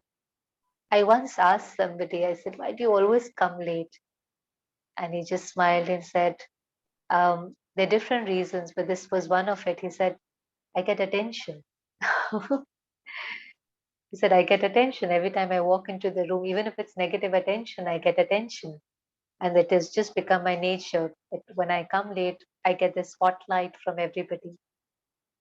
Who would have thought that this would be something, is the reason why they're late? Somebody feels, more valued when they come late. A lot of this is in the public arena when somebody is a celebrity or somebody says, how can you reach on time? You are valued more when you reach a little late. Otherwise, people think you have nothing to do. You're all free. You're useless. Some people feel more valued when they reach for a program or something a little late. what I'm trying to say is we will not be able to even understand why they have such a sanskar. And you just need to be more accepting and compassionate. Again, it's not right, but only choosing that I am not going to get disturbed. And then you sit with them, whether it's your child or a team member, you sit with them. When they are also stable and you are also stable, you sit and have a conversation. And you have a conversation because it's not being passive. No, being patient doesn't mean being passive. You have to get things done. So you sit with them and have a conversation and tell them that this is a company. This is the time when we usually meet for the meeting, and we want you to come on time. And this is probably the last chance. Otherwise, we'll have to take this disciplinary action or whatever. You have a conversation. You be assertive. You can talk with authority, but no disturbance. And you give them one opportunity and you give them another opportunity, probably give them another opportunity. But then there might come a chance when you probably have to very politely even ask them to leave, which is fine, which is absolutely fine. Whatever decisions have to be made at an external level have to be made. But at internal level, still good wishes for that person. But this will not really happen because when you have a conversation with somebody and you say things with a lot of love and dignity, most cases they will come back and probably they will have a reason why they were late, or otherwise they will definitely say, I will try. I will try to come on time. And why did I say a second and a third and a fourth opportunity? Because even if they agree that they will come on time, they want to come on time, but because it's a habit, and like they say, the deep habits don't die easily. So the habit will have an influence. Its sanskar is not an on off button. So the desire is there, they want to, the will is there, but they might not be able to do it the first and second time. And if you really want to help your child or the team member, that's where the patience comes in. That patience, that trust and faith in that person, and the understanding that habits take time to transform.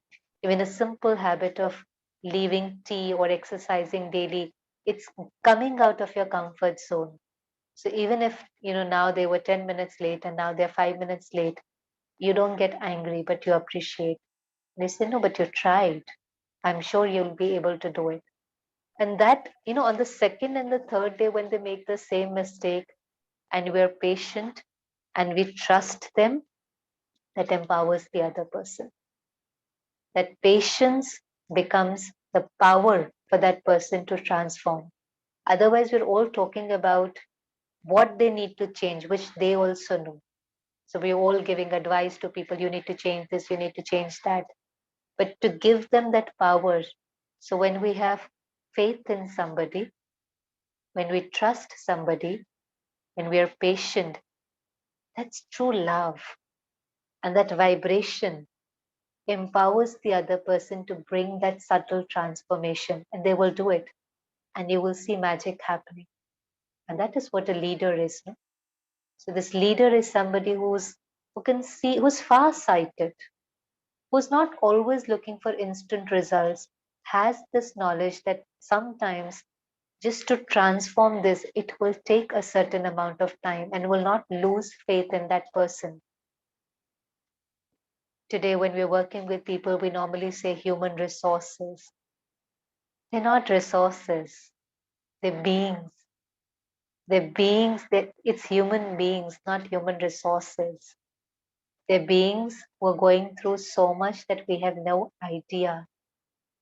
In this one life, in previous lives, sometimes we just have to be kind because we don't know what the other person is going through. A couple of days back, I was reading that in one of the corporates, Tata, they've started now for their employees where they nudge the employee on their screens. It's not a physical nudge, but it's a nudge on their whatever device they're using.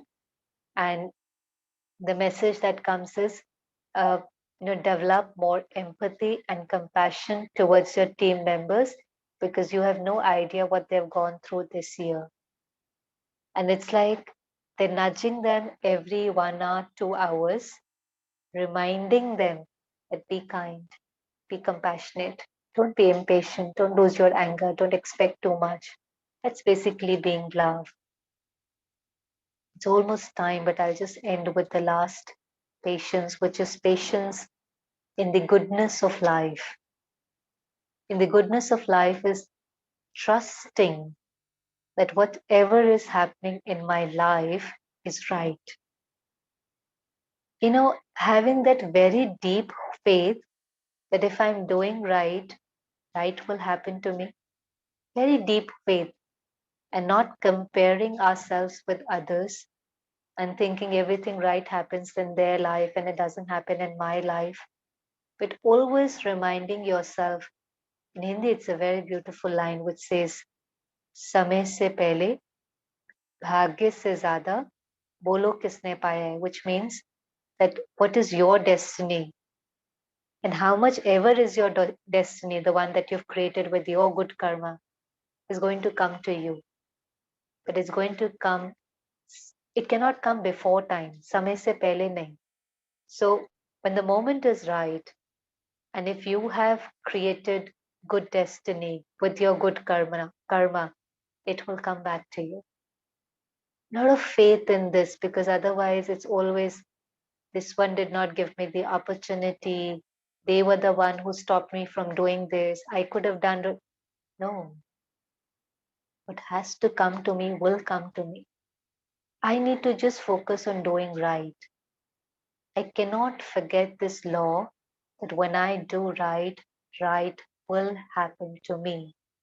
And doing right means even if I have to stand all alone and the whole world is at the side, but I still choose to do right, whether I get criticized for that, whether I'm not accepted for that or accepted for that. But I know in my heart that this is right. And I continue to do what is right. And then there's no way the right will not happen to me. That's the law, it's the spiritual law. And I need to have faith in law, faith in God, faith in the goodness of life, that every scene is accurate and right. Even if it's a challenge, it is right. Every challenge is a lesson in disguise. And I don't compare my journey with somebody else's journey. We're on a different journey. Our challenges have nothing to do with their journey. Whatever is happening in my life is my creation. It's solely and solely my creation based on my karma. And if I want to change my destiny or anything in my destiny, I need to change my actions, my thoughts, my words. And that's where spirituality comes in. That without spiritual knowledge, I will not know how to change and do right. That supreme power who is the ocean of truth. God is truth. When I listen to God every single day, his teachings, I am very clear what is right and what is not right. So he, the one who is wise intellect, provides me with that intellect where I can make the right decision and do right. And not just provide me with that intellect, but also gives me the power to do the right. It takes a lot of power to listen to the truth, but a lot more power to follow the path of truth. So he gives me that understanding, he gives me that power. And then when I start doing right, every action, every word, every thought, you see your destiny changing. Actually, you see magic starts happening in your life, and you have then the faith in goodness of life and in God. So to just end it all, I think patience with the self is acceptance, patience with others is love, and patience with God is basically having faith in every scene of life. So when you have faith and in the goodness of life, that's when you're patient with God and don't complain and blame him for what's happening in your life. Rather, you have a deeper relationship with him, draw on his energy, his love, his power, and move forward in your life. So I will stop here. And if you have something to say, ask, or Manoj Bhai, otherwise we can move into meditation. Yeah, sure. Thank you so much. Actually, there's a question if I can ask. We have a few minutes. I'll just take one question. This sister had emailed me this question. She's from Japan because she was not able to join the talk. The time difference, it's quite midnight over there. So she's saying that the fruit of patience is sweet. I know that. How do we know when to be just patient in a situation and when to take a step further to improve it or change it? Should I repeat? Or? No, I've got. It's a wonderful question. I think we all need to make effort to bring change outside or take some important step. But the first thing is to make sure that you're not disturbed within. That's the first thing. Before making a change outside, because if you want to make a change outside, you want that change to be positive. And for any positive influence outside, to make any impact outside which is positive, you need to be very stable, calm, peaceful within.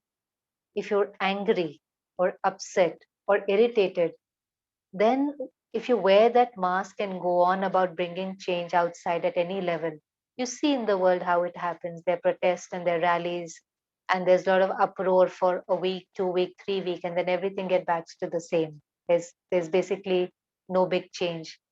Any big change that you see is basically it takes time, and it's always a face of compassion. It's not, it's never a face of anger. You never wear that mask and expect that you will have positive result. So when should I move outside? When whatever I'm trying to change is not creating any disturbance within.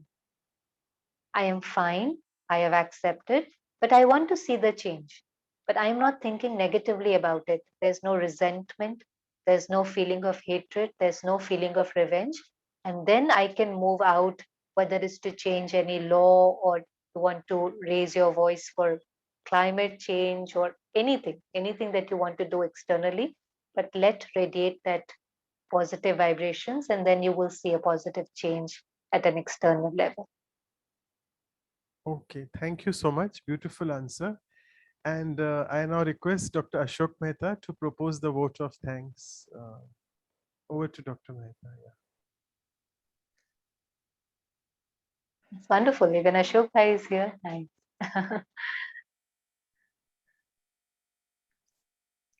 I just am, I would say, under a magic spell of continuously taking things as it happens in day-to-day life, whether there's a traffic jam or all the things, or people getting separated, or simple things, issues, saying that we are different. As a matter of fact, when you were saying this, I was going through my mind, we have been married for 60 years, and we are different. We are different to a large extent. For example, if we have to go out, my wife has to start getting ready 1 hour earlier. And when she finishes the last thing, that time I just start getting ready because it takes me 3 minutes to get ready. And it's amazing that we have got so used to each other that I know it when she's getting ready, I get, when she's finishing her last day, that is, I get. I think it's a way of looking positively, appreciating people. What you have said is a very, very deep level, like during the pandemic, what Tatas are doing is amazing. And I think this is what I would expect anyone to do. I think to bring about a change, again, what you said is to think positively within. Then only you can bring about a change. And the situations which we face now and again, delay in trains and delay in flights, and you sometimes miss your meetings or a conference, I think that's a time, I think what you have said is very, very practical. Somehow I have a big spot for you. I love to listen to you. And I share the same feelings, brother. It's always wonderful to see you, and it's very humbling to hear from you. as a matter of fact, Manoj Bhai, you might recollect, that we had a meeting of mind-body medicine, I think in Pune, after opening the Jagdamba Bhavan. And you're looking out for Shivani Ben.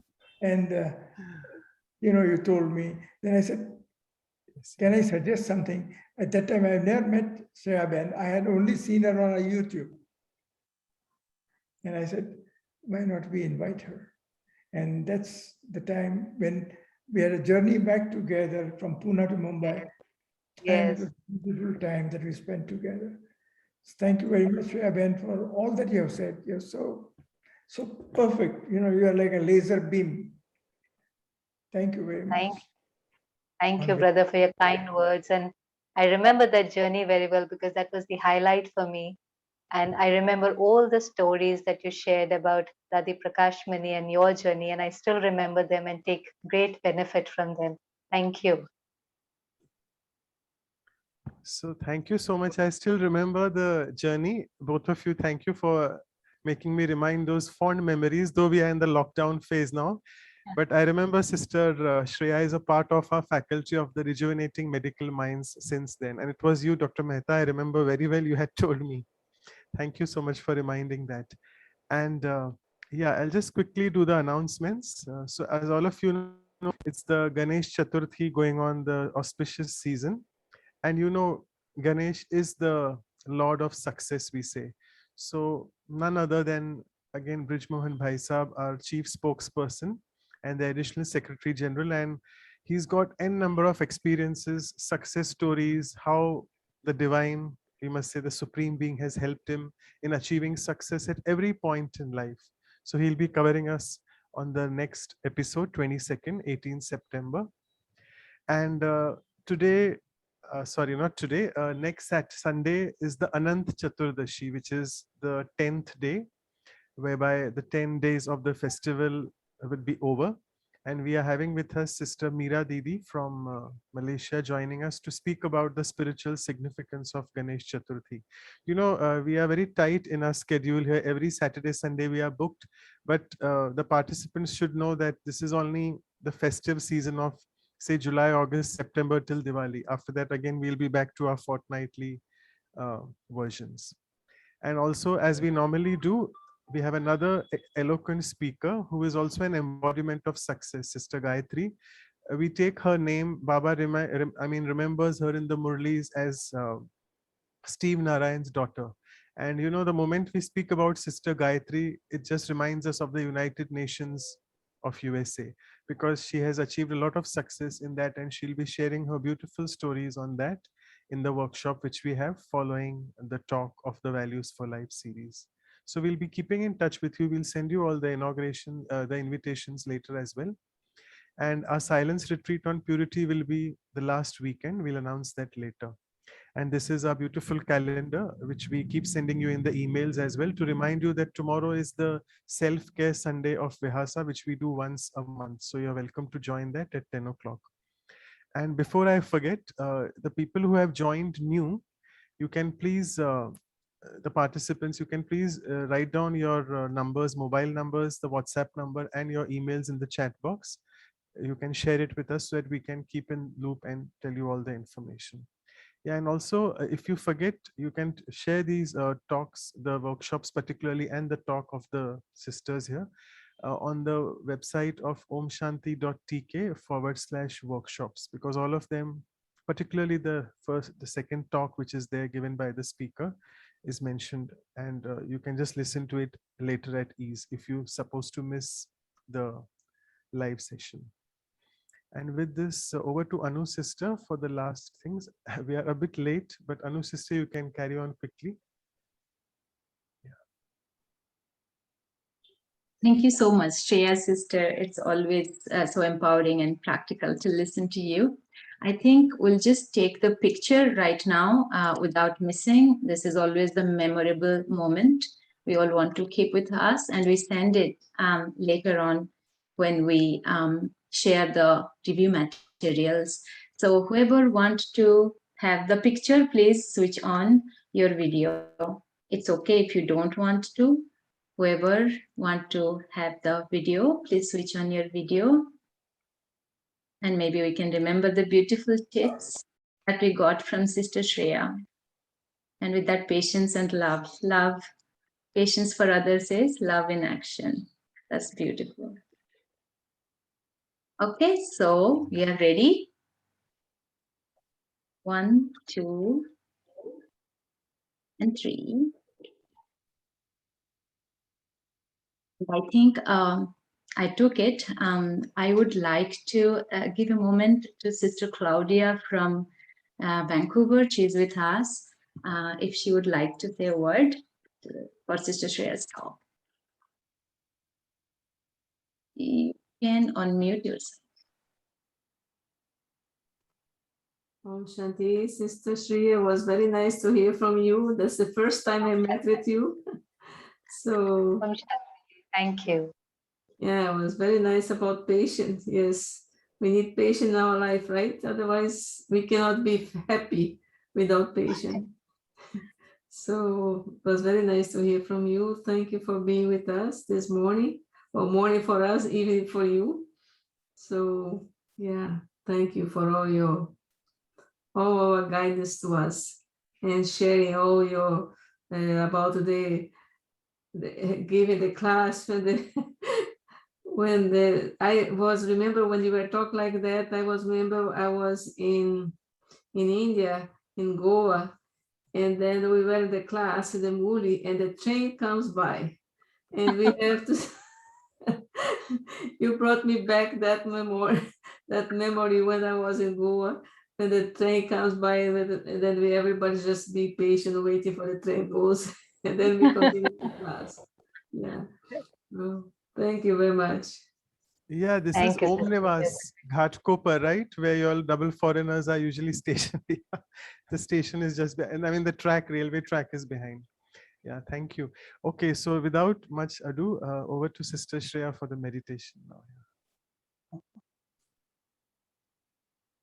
So just a couple of moments.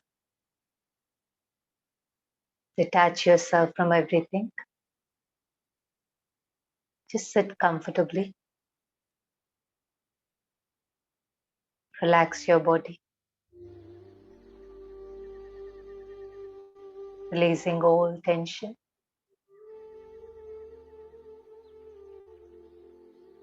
And come into the awareness that I am a peaceful being. And I really, really value my peace.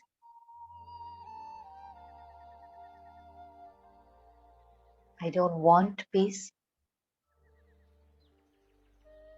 This is who I am.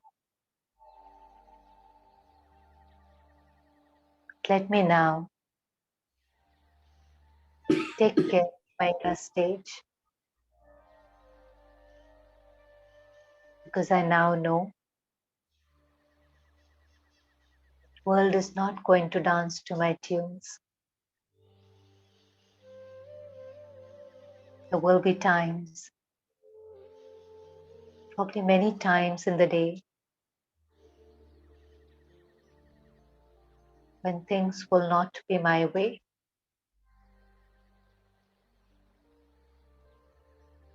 And if I can't change them, I accept them without creating any disturbance. I'm not going to punish myself for the things I can change, whether it's traffic, flight being delayed, a cell phone ring. I'm not so emotionally weak that such a small trigger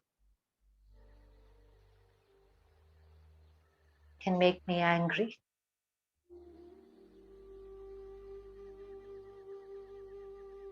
Let me choose to be master of my mind, to choose every thought which is pure and elevated, to have faith in other people,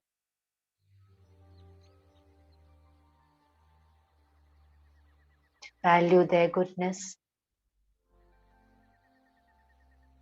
and help them, empower them to achieve their perfection.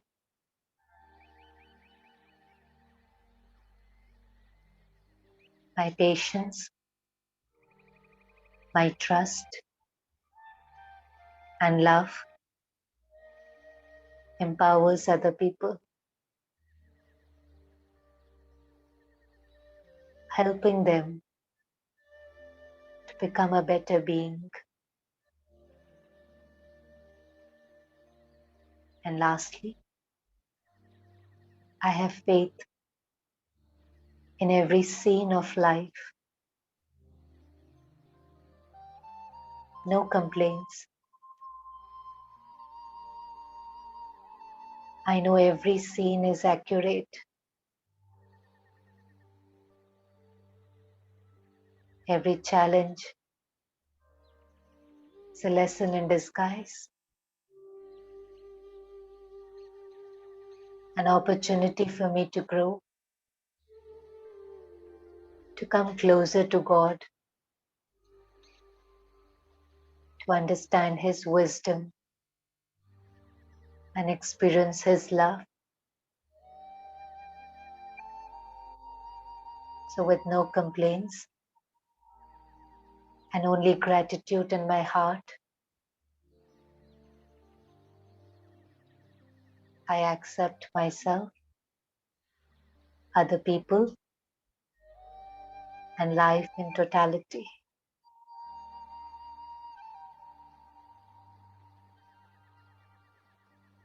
Om Shanti.